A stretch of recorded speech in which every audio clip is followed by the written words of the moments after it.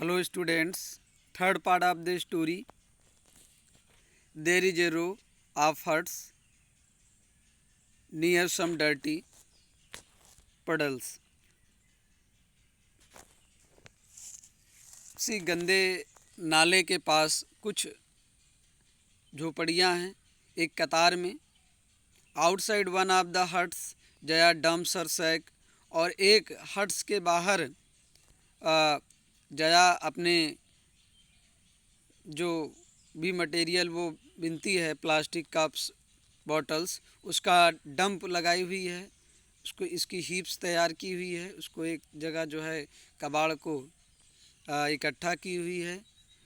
Grateful to his friend Velu things of the days ahead, और finally अपने मित्र को जया को ग्रेटफुल उससे फील करता है, काफ़ी कृतज्ञ फील करता है जया से. तो let's start story. Jaya and Velu walked along the roads for half an hour. Jaya और वेलू उसी रोड के किनारे लगभग आधे घंटे चले. Until they came to a bridge across a dirty trickle of water. तो जब तक कि वो एक ब्रिज के पार नहीं पहुंच गए, एक डर्टी ट्रिकल ऑफ वाटर जहाँ पे गंदा पानी, गंदा नाला बह रहा था. We are in A Triplicane now.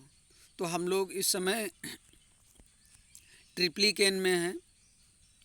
Now see देखो, that's Buckingham canal said Jaya, और जया ने कहा कि ये बकिंगम कैनल है. कैनल मीन्स नहर, big stream of water. Velu stared, Velu उसको देखा. This was a canal near some puddles of water was a row of the strongest hut he had ever scene.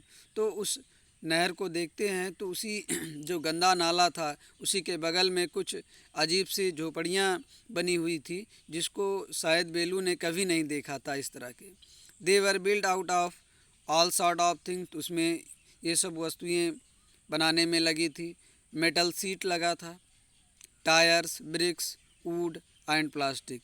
They stood crookedly and looked as if they would fall any moment. तो वो एक straight line में नहीं थी, टेढ़ी मेढ़ी थी झोपड़ियाँ. एक कतारें थी, टेढ़ी मेढ़ी कतार थी झोपड़ियों की, और ऐसा लग रहा था कि जैसे वो कभी भी गिर जाएंगी. As if they would fall any moment. Is this where you live.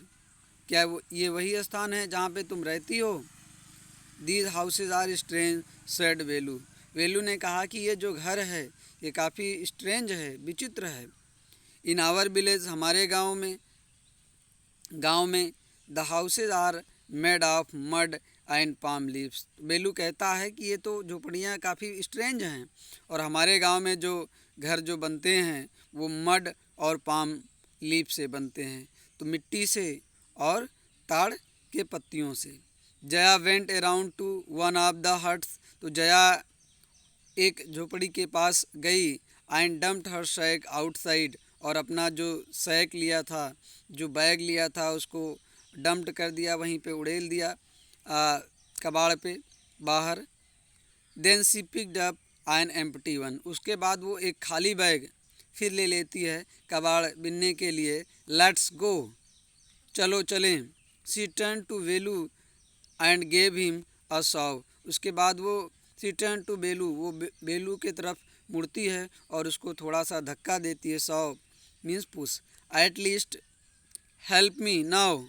तो चलो कम से कम मेरी मदद करो. हियर, यहाँ. बियर दीज, इसे पहनो. एंड कम विद मी, और मेरे साथ आओ. चलो. See through him a pair of old shoes without laces. उसके बाद जया ने उसको एक जोड़ी जूता देती है जिसमें लेसेस नहीं है, जिसमें सुलेस नहीं है. एंड पुश्ड ए सैक, और उसको एक बैग थमाती हैं. एंड स्टिक, और एक स्टिक देती हैं. इनटू हिज हैंड, उसके हाथों में, कि चलो हेल्प मी, मेरी मदद करो. बेलू आज कन्फ्यूज. अब बेलू काफ़ी कन्फ्यूज था कि अब उसे क्या करना था. What work did she want him to do with these things. तो बेलू इन वस्तुओं से उससे कौन सा काम करवाना चाहती थी। The only work he had ever done was on the landowner's farm. तो खाली जो वेलू ने जो काम किया था, जो लैंड ओनर्स के फार्म पे, वो खेती से संबंधित काम किया था, जैसे वीडिंग हो गया and taking cows out to graze. तो मतलब खेतों से खरपतवार को हटाना, यही खेतों में काम करना, वो काम किया था, फार्मिंग वर्क किया था। और गाय चराना, taking cows out to graze, तो लैंड ओनर्स के यहाँ जो है उसकी गाय चराने जाता था, तो यही वो वर्क किया था। Are there any farms in the city he asked Jaya. उसके बाद वेलू ने जया से पूछा कि क्या यहाँ पे फॉर्म में, यहाँ इस शहर में कोई फार्म हाउस है।